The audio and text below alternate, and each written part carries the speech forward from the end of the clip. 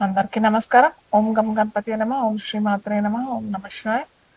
So, ఈసారి మనము ఉగాది ఫలితాలు ఎలా ఉంటాయో మనం చూద్దాం. ముందుగా మనం చూసినట్టయితే పరాభవ నూతన సంవత్సర శుభాకాంక్షలు ప్రేక్షకులందరికీ. సో, ఈ ఏడు మనము యాక్చువల్‌గా ఇన్ జనరల్‌గా మనం ఏంటంటే జగలగ్నం, వర్షలగ్నం అనేసేసి ఈ 2 లగ్నాలు ఈ 2 చార్ట్స్ మనం వేసుకుంటామనమాట.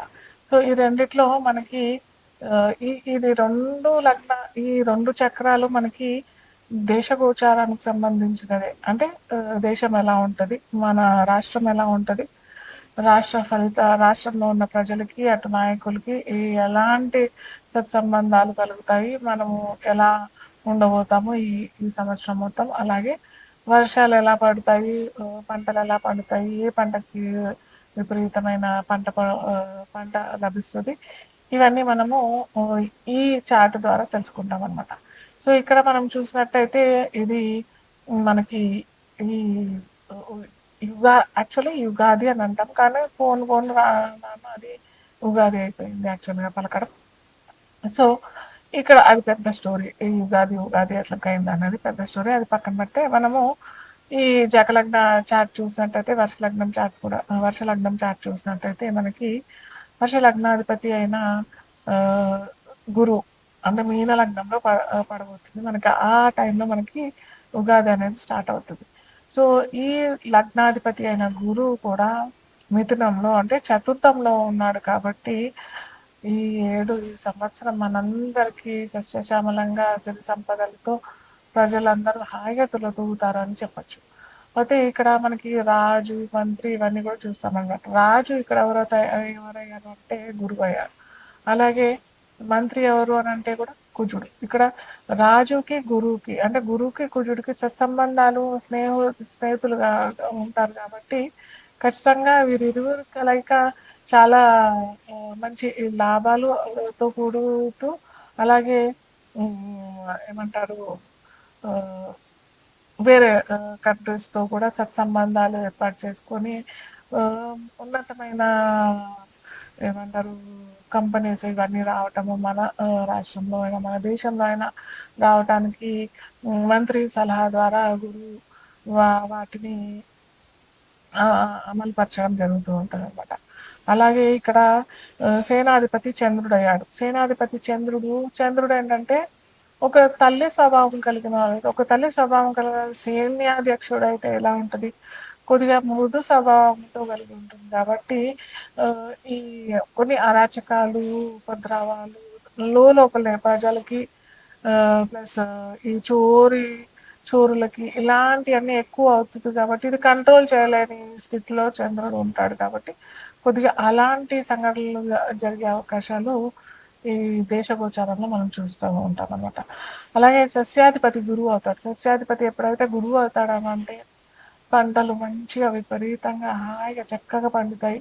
ఎటువంటి కొద్దిగా ఎప్పుడైతే పర్సనల్‌గా మనం చూసినట్టయితే ఆ రైతులు కనుక కుజువ లేదా శని కనెక్షన్ వచ్చినట్టయితే ఆ పంటలు నష్టం పొందడం మనము పర్సనల్‌గా చూసుకున్నట్టయితే ఆ పంటకి నష్టం వచ్చే అవకాశాలు ఉంటాయి. కాకపోతే ఈసారి కందులు విపరీతంగా పండే అవకాశము, శనగలు కూడా విపరీతంగా పండే అవకాశం ఇలాంటివన్నీ ఉంటాయన్నమాట. ధాన్యాధిపతి కూడా బుధుడయ్యాడు కాబట్టి ఇలా ఈ అదే ఏమంటారు ఈ ఏడు మొత్తం ధాన్యానికి కొదవ లేకుండా ఉంటుంది మన రాష్ట్రంలో మటుకు చూసినట్టయితే. అర్ఘ్యాధిపతి కూడా చంద్రుడయ్యాడు కాబట్టి మనకి ఎటువంటి ధనానికి కానీ, ధాన్యానికి కానీ, సిరి సంపదలకి అంటే ఎటువంటి లోటు లేకుండా ఉంటుంది. అలాగే గురువు రాజయ్యాడు కాబట్టి మనకి అందరికీ అటు ప్రజలకి, అటు నాయకులకి సత్సంబంధాలు కలిగే అవకాశాలు, మంచి మంచి పథకాలతో ప్రభుత్వాలు రావటం ఇలాంటివన్నీ కూడా చక్కగా జరుగుతాయి. మేఘాధిపతి కూడా చంద్రుడు అయ్యాడు కాబట్టి మనకి మంచి వర్షాలు, మంచి ఏమంటారు పంటలు పండించే వర్షాలు అంటే ఏంటంటే పంటలు పండించే వర్షాలు అని చెప్పడానికి ఏంటంటే మనం పంట కావాల్సిన టైంకి వర్షాలు వస్తే మంచిది కదా.